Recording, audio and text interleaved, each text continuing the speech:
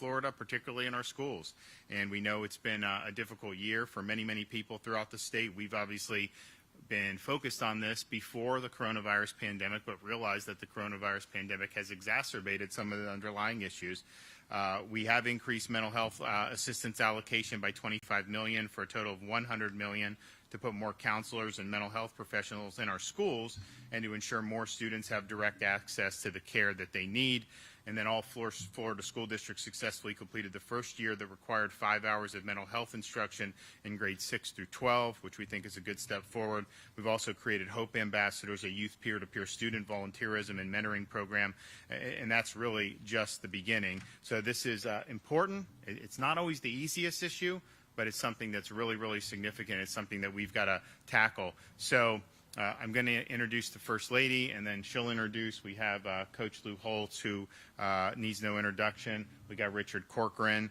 We have Corey Simon, who's running Volunteer Florida, and then we have Alex Martins. With my wife, I've learned that when I first started, the first time I ever ran for Congress, we had an event with some of my supporters, and they asked her to introduce me. And so she did, and the problem was she gave a much better speech than I'm capable of giving. And so I learned there, try not to speak after Casey, try to maybe speak before Casey, and so she'll be able to do that. But that's also true with this guy right over there, Coach Holtz. You never want to follow Lou Holtz if you're giving any type of public talk, unless you're Corey Simon, but I don't know. So my view was like, yes, we want Coach here, but I am going to speak before Coach Holtz speaks. And so I think it's going to be an exciting announcement. So our great First Lady, come up here and kick us off. Thank you. It's true, Coach Holtz is amazing, and we appreciate everybody for being here today. I am just excited to be here, and I'm also excited to speak to people over the age of 4. I'm not going to lie, our kids woke up this morning at 4:30. I can't remember the last time that all 3 kids, so we have a 10-month-old, we have a 2-year-old, and a 4-year-old, and at 4:30 they were all up and they were all busy, so there's that. But I do appreciate all of you taking the time to be here, because I really hope that this is going to be a new start for the direction of Florida and for Florida's future, and namely our kids. Many of you know that mental and emotional well-being of our youth has been a priority of mine since really the beginning of the governor's term. It started with a bipartisan mental health listening session that we did at the governor's mansion back in 2019. It really led me down the path of championing this cause. I realized very quickly that the mental health arena touches so many sectors of society, from our great law enforcement to our veterans to our family and, of course, our children. Seeing the data and knowing that mental and emotional well-being of our children was an issue pre-pandemic, unfortunately now we see that it is even more pressing. I can tell you that as a mother of 3 young children, 2 of the greatest things to help the emotional health and the well-being of Floridans all across this great state is having open schools and an open economy. But today we are here to do more. Through traveling the state and meeting with students, faculty, parents, coaches, I heard a lot of reoccurring themes. And to supplement those efforts, I sent out Dr. Eric Hall, who's here, who is the Senior Chancellor at the Department of Education. He led a group called Hope Innovators, and they went around the state and did the same thing that I had done. He met with teachers and faculty and parents and tried to get a lot of intel on what they were seeing as it pertains to mental health. And they, again, doubled down on the things that I had witnessed. And one of the biggest barriers, hands down, that we both saw was the stigma. I had children tell me that if they admitted that they had a mental health issue, that would be an acknowledgement that there was something inherently and innately wrong with them. They've told me, quote, that they would be considered damaged goods, unquote, and nothing could, quote, fix the problem. In essence, for them, what they told me, it was demoralizing. So today, given the lessons that we've learned traveling across the state, we are changing the narrative on mental health and reframing it to resiliency and hope. We want to empower our youth with the tools and the skill sets to be resilient by learning how to persevere through life's challenges. We know that no one is immune from adversity and hardship. And it's not whether you're going to have challenges in life, it's how you're going to persevere, how you're going to have hope to get through the tough times. And that's why today we are announcing resiliency curriculum to the schools across the state. And this curriculum will focus on key fundamentals of teaching kids how to be resilient. For example, problem-solving skills, critical thinking skills, the value of mentorship, empathy, respect, and responsibility. And what's more, I've asked the Department of Education to put an emphasis on volunteerism within that curriculum, because I feel getting up, getting outside, and serving others does so much to put really good context and perspective on life.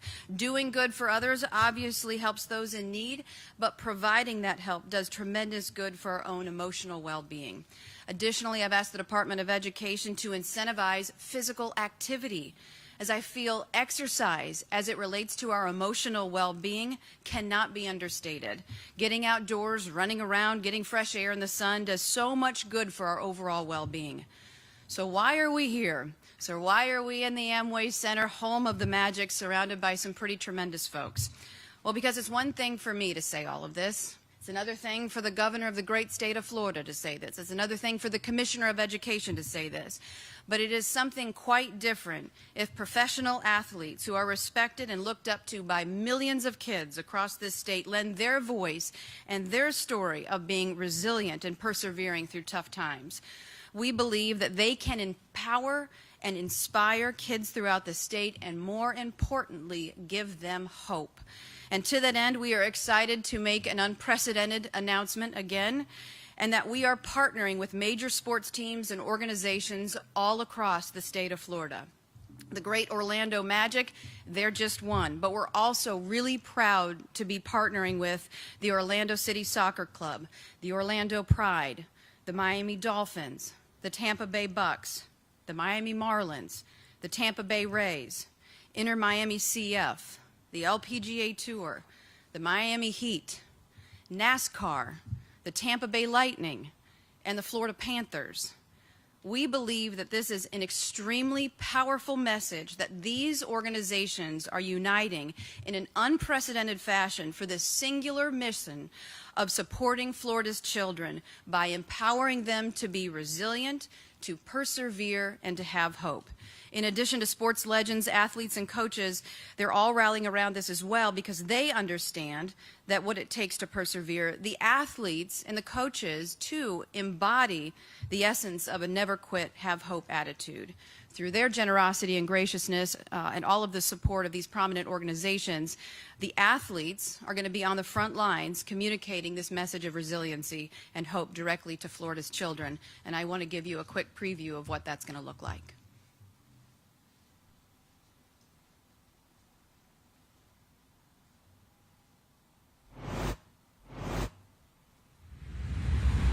In the NFL, in the NBA, in the NHL, in NASCAR, Major League Baseball, in the MLS. You have to be resilient. Yeah, you have to be resilient. both on and off the court. On and off the ice. On and off the field. On and off the pitch. On and off the track. No matter who you are or where you're from, you're going to have challenges and obstacles. I mean, I'm telling you, it can get tough at times. Resiliency is having the tools to persevere through hard times. Through hard times. Having the tools to persevere through hard times.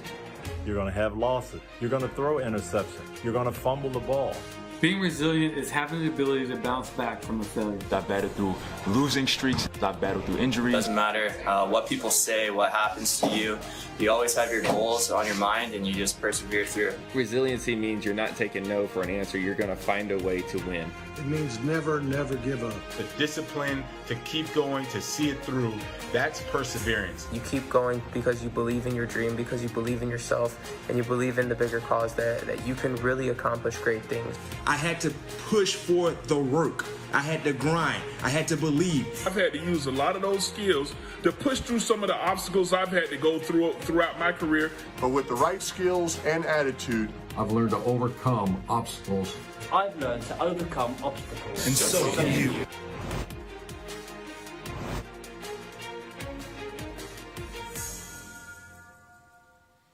So, thank you. So I want to say each one of those athletes are lending their voice specifically to this initiative, and I'll tell you what, they did it in a matter of 1 week. We called all of these folks in the matter of 2 weeks and said, hey, listen, this is important for the kids of this state. Are you going to rally behind? Do you want to help us with this initiative to empower our youth to be resilient, to persevere, to have hope?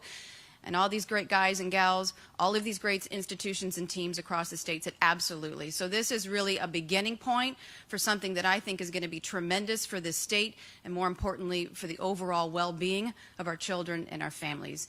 And with that, I want to introduce someone who really needs no introduction whatsoever, but humbled and honored to have Coach Lou Holtz here, because he obviously embodies really what it means to be a hero to a lot of folks, but to really persevere and to be a champion. Thanks, Coach. Thank you. Thank you. First of all, I wish to thank the Governor and the First Lady for the wonderful leadership you provide in this very difficult time. I'm also flattered and honored to ask to be part of this very important program. I've often said we can solve anything if enough people care. Having dealt with young people most of my entire career, I understand that everybody needs help. I'm an old man. My birthday candles used to cost more than the cake, but that's no longer true because it takes 2 cakes to get all my birthday candles on it. But the one thing I've learned during all my years on this earth, you're always going to have problems, you're always going to have difficulties, you're always going to have challenges. There's always going to be difficulties you're going to face. And life is not having problems or difficulties or downships. Life is about how you cope with them, how you react to them. June 22nd, 2015, right here, the great city of Orlando. I was awakened by the fire alarm to tell me our house was on fire. I awakened my wife at 2:30 in the morning. I'm not sure she would have awakened me, but we don't know that. But we got out with only our bathrobe. There we were, 8 o'clock in the morning, nothing but smoke and ashes. Everything gone, everything burnt. My wife was crying hysterically. And I said to her, you have 24 hours to cry, to feel sorry for yourself, to wallow in self-pity. Come 8 o'clock Monday morning, we're going to move on. The good Lord put eyes in front of our head rather than back, so you see where we're going rather than where we've been. And that's the one thing I always try to teach our athletes. You're going to get knocked down. Everybody does. One of the problems with our society is everybody got a trophy. They don't know how to handle adversity, the difficulty you're going to have in your entire life. So I've been blessed in so many different ways. I think Martin Luther, I think it was Mark Twain that said it best. He said the 2 most important days of your life, one's the day you're born, and the other's the day you discover why you're born. We discover we're basically born to help other people, particularly in this COVID crisis. Now, more than ever, we need to teach people to respond favorably. And I used to tell our football teams, I get ready to close, gentlemen, we're going to have 3 crises on our football team this year. I'm not sure when, I'm not sure what, but we're going to have at least 3. And how well we handle those crises will determine our success. And whenever we'd have a crisis, major injury or something, I go, yeah, I got great news for you. We only have 2 more crises to go. See, life is nothing more than a matter of choices. When you have difficulty, how are you going to react to it? Somebody said to me today about how I'm feeling. Well, I lost my wife on June 30th here in Orlando. On October 18th, I hurt my back, and that's the last time I played golf. To lose your wife and golf in the same year is very, very difficult, but that's all part of life. You have to get up every day, and you have to say that's all part of it. Having problems, having difficulty, how do I react to it? And remember the word win, what's important now? You have adversity, what's important now? You have great success, what's important now? It'll evaluate the past, focus on this future, tell you what you have to do in the present. But it's so critical that we go involved with our young people. Nothing in this world is more important, and I say this to Mr. and Mrs. DeSantis. I'm available to help any way I possibly can. Have no idea how that would be, but I do know it's such a great cause, and I thank you both for providing the leadership. And Corey Simon, last time you made a bad decision when you chose not to come to Notre Dame. But and further, man, thank you for having me. And so just for the record, when Corey was being recruited for football, obviously he ended up going to Florida State. Coach Holtz was this. There's a window when you can call Coach Holtz 6:30 in the morning, first one out of the gate, calling Corey, and Corey did a recruiting trip there. And I'm with Corey. You know, when you're from South Florida like he is, you know, I'm from the Tampa Bay area. You're warm-blooded, and I think that it was a little bit cold up there for him, but it was a great program and a great coach. So Corey went to Florida State, has had a great career, and he is now the head of Volunteer Florida for the state of Florida. He's really dove in and really working hard, and with his connections in the sports world, I mean, people want to help because Corey's involved, and so we appreciate it. So come on up. Thank you, the Governor and First Lady. You guys have done a terrific job of not only giving us our freedoms here in the state of Florida, but also getting behind very worthy causes like this one. It's so fitting to be up here with Coach because I look back on the relationships that I've had, and none have been more importantly than the player-coach relationship. In many respects, that has been my fathering. That has taught me all of the things that I know about being a dad to this day. I have an 18-year-old son, and those are things I got from Coach Bowden and Coach Holtz. One of my best friends played for him at Notre Dame. And so all of those life lessons, all of those things that we learn as players are the things that continue to keep us going to this day. Coach Bowden used to have this sign over the top of his tower that oversat all of our fields, and it said perseverance. It was the pushing through, it was the fight. It's easy to walk out at practice and be fresh and have a great day when it's 70 degrees and sunny and the wind's blowing. It's those days when it's 95 degrees and 99% humidity. Those are the days where you have to suck it up and finish. Those are the same things that I carry to this day into my job at Volunteer Florida. A coach once told me, he says, Corey, you can be one of two things. You can be a thermostat or a thermometer. You can set the tone and the temperature of the rooms that you walk in, or you can succumb to the pressures that environment brings. And so I look at that, and I look at where our kids are today, and I said, no, we've got to have more thermostats out there. We've got to present avenues and organizations that are willing to step forward and hold our kids accountable and help them through these tough times. And I'm so excited for Volunteer Florida to be able to partner in this cause. I look back at a couple weeks ago, I lost one of my brothers, my NFL brothers, in Vincent Jackson, and he took his own life. And then I look back at Junior Seau, and he took his own life. The pressures that we are dealing with on a day-to-day basis, we can dress it up, we can put on the outfit, we can put on the uniform and the helmet, and we can look like gladiators, but inside we are hurting. Those guys that are leaving these leagues are hurting. And so we have to find ways to continue to push forward and say, you know what, they're not gladiators, they're men, they're human, they hurt, they have issues. And we've got to, and it's hard for us at times to really open up our mouths and say, you know what, things are just not going well. I'm suffering. That transition from being a professional athlete where everybody knows your name to just being one of many is a very tough transition for a lot of us. And so I'm happy to be here. Thank you, First Lady DeSantis. Thank you, Governor, for this opportunity. It's going to help more people than we know, because I think all of us need a voice and we need someone to talk to. And at Volunteer Florida, we're just an organization trying to find those avenues and those opportunities for our young people and our people in our communities to have that conversation. Great.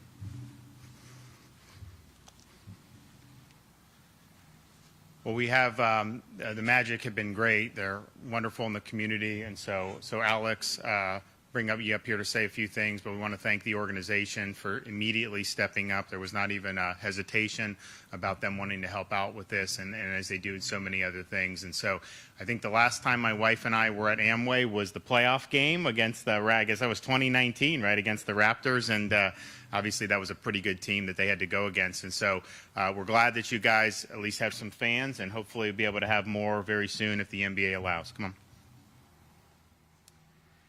Thank you, Governor DeSantis, and thank you, First Lady DeSantis, for asking the Orlando Magic to participate in providing this important tool to support students throughout the state of Florida and their well-being and their long-term success.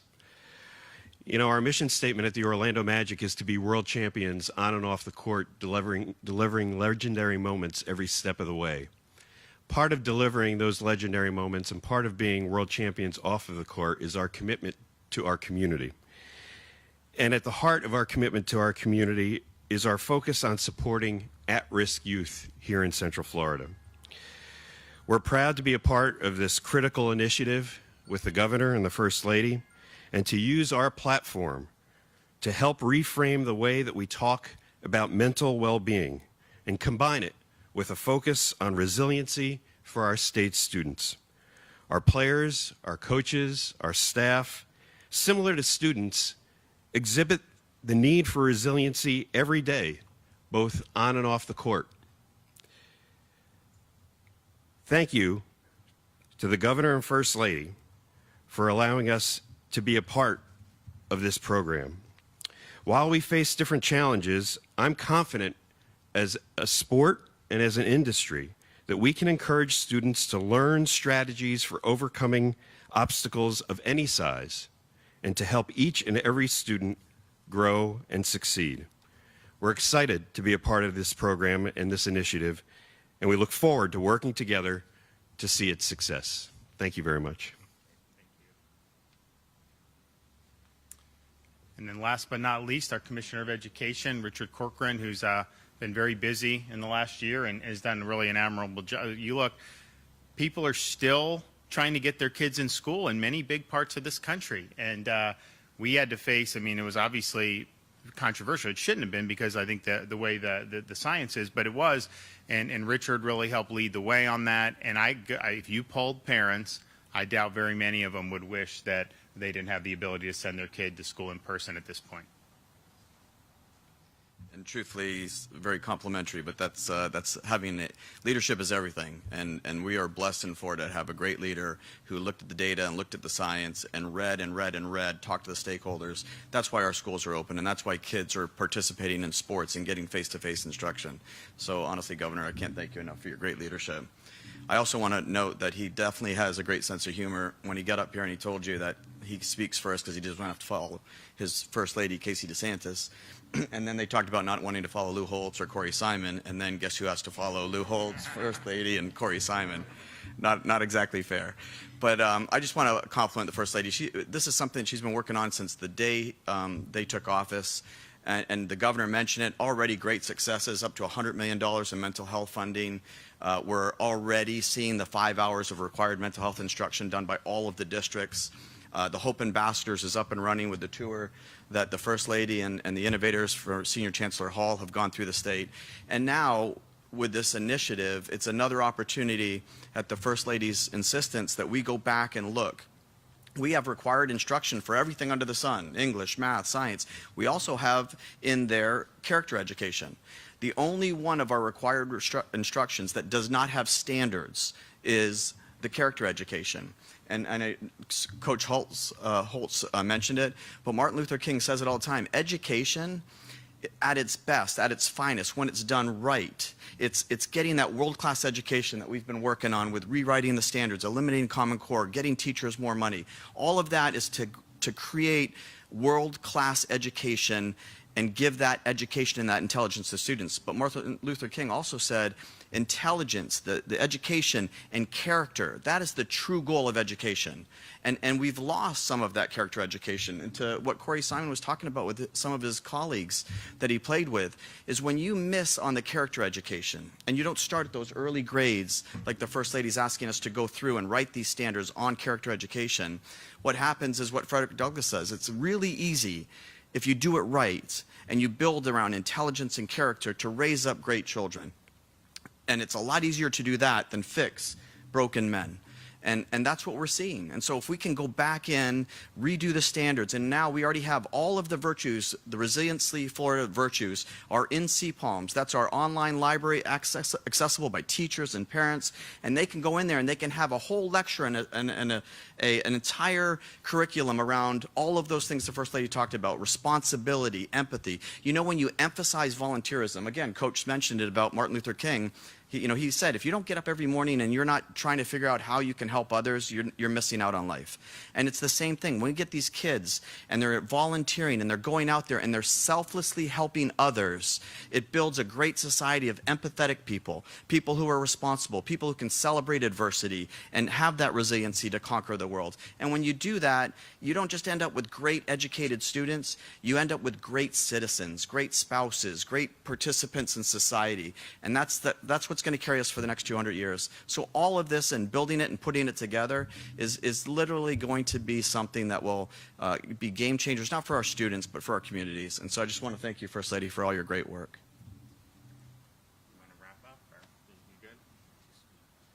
I'll just say that, again, I want to thank all of the institutions, the sports teams, all of the athletes that lent their voice to this, I think, what is hopefully going to be, no pun intended, a game changer.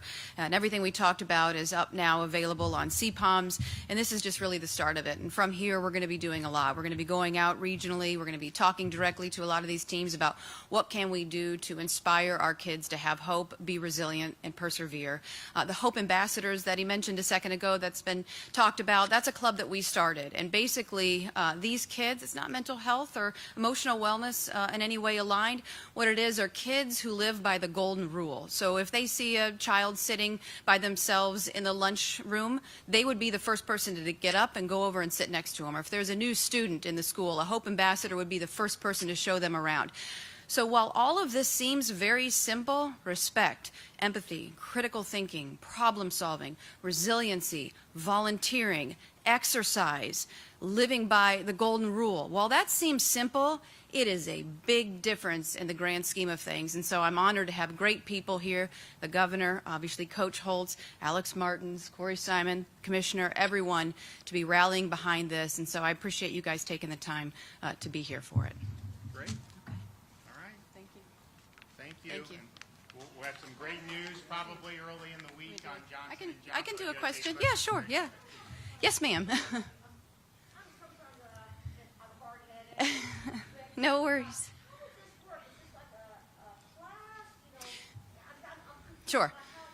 So right now so in 2019 we passed the 5 hours of mental health training within the schools. So what we're going to be doing now, available on CPALMs and building it out, is curriculum that goes back to the things that I just talked about. So lesson plans for things like problem solving, critical thinking skills. So this supplements, and what's great is it's free to all of the districts so they can utilize it and put it in the classrooms. What we think is phenomenal about this and what the Department of Education is working on is putting curriculums out there, and we're still working on some, putting them out there that incentivizes volunteerism, because we believe that putting context and perspective on life, getting kids getting up outside, getting out and helping our neighbors, helping our elderly, it is a big deal for their emotional well-being. And then also the physical exercise, which I said cannot be understated. I think that that is essential. We see our kids in front of computer screens. We see our kids in front of social media. I'm a personal believer that social media is a net negative in society. I believe it does some good, but I think that there's a lot of bad that comes as a result of it, and our kids are seeing a lot of negativity. So if they can take a step back, get outside, get some fresh air, get some sunlight, run around, that does so much for their emotional well-being. And I think that this pandemic has exposed something that we know is very true, that our well-being is really contingent upon our interactions with our fellow man. And so by doing volunteerism, getting out and running around, it's a big deal. So does that help answer your question? Through their teachers, so they're in schools, and the teachers will be the ones who are getting the curriculum that they'll be able to get from CPALMs free of charge, utilize that, and then they will be teaching it to the kids. And all of those things that I talked about are going to be incorporated in the curriculum. Now, that's not to say, like the Hope Ambassadors, what we're doing with those clubs, we're going around the state, we're incentivizing these clubs. Heck, we want to have them come up to the mansion, because kids are out there doing great things. We want to support them 100%. So when you talk about the volunteerism, Corey Simon and I are making it a mission mission to incorporate new ways to be able to use volunteerism within the schools. Bright Future Scholarships obviously needs to have volunteerism. So whatever we can do to incentivize this. So a lot of it, we have some things that are up and running now, but a lot of it is going to be follow-ups with the team. You know, in talking with the Marlins, they make it their mission to be able to go around to deliver meals to the underserved communities around them. Well, I said, great, let's have our Hope Ambassadors. Let's work with the school districts. Let's work together. That's a big deal. So there's some things that are cemented now. Curriculum is still starting to build. I would say that that's true. We're going to be more on CPOMs, and then we're going to be brainstorming how we can make this even bigger and better going forward. I have a question. Yeah, sure.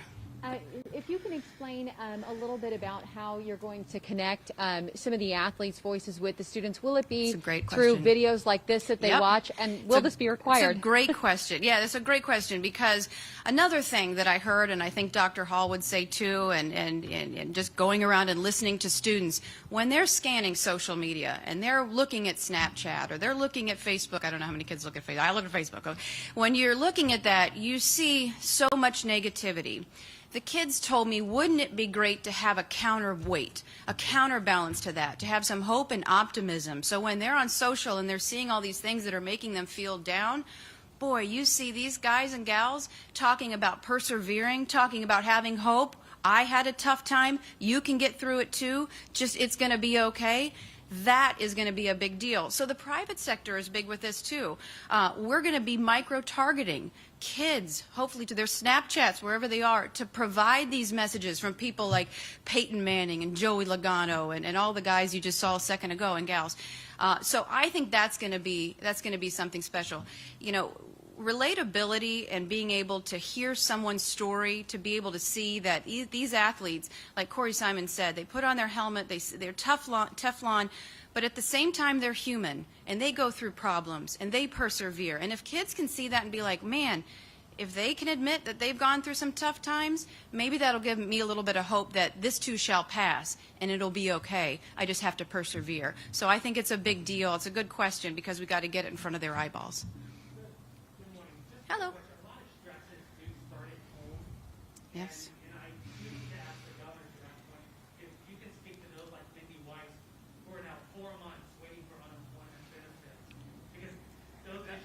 I see what you're trying to do. If you guys have something on topic, we're happy to do it. Can I say for the stress component, I would say this. Opening the schools and opening the economy is one of the greatest things you can do to the emotional well-being of everybody of this state. And so, therefore, I am so proud of everything that the governor has done from the very beginning to look at the data and the evidence and make the best decision possible for our children and our families. And as far as it pertains to our children, I'm going to be doing everything that I can do to give them hope, so they can persevere through life's challenges. And I am so thrilled that we have so many great institutions across the state. I mean, when we look at the list from NASCAR to the LPGA to the Magic to the Bucks, the World Series, the World Champions, the Bucks, it's a big deal. So we're excited to be able to do this, and so we'll move forward. Thanks, guys. Well, thank you. Yeah, can we? Well, Coach Montori's going to come with us, but if the coach, I think the coach will do it. Will you be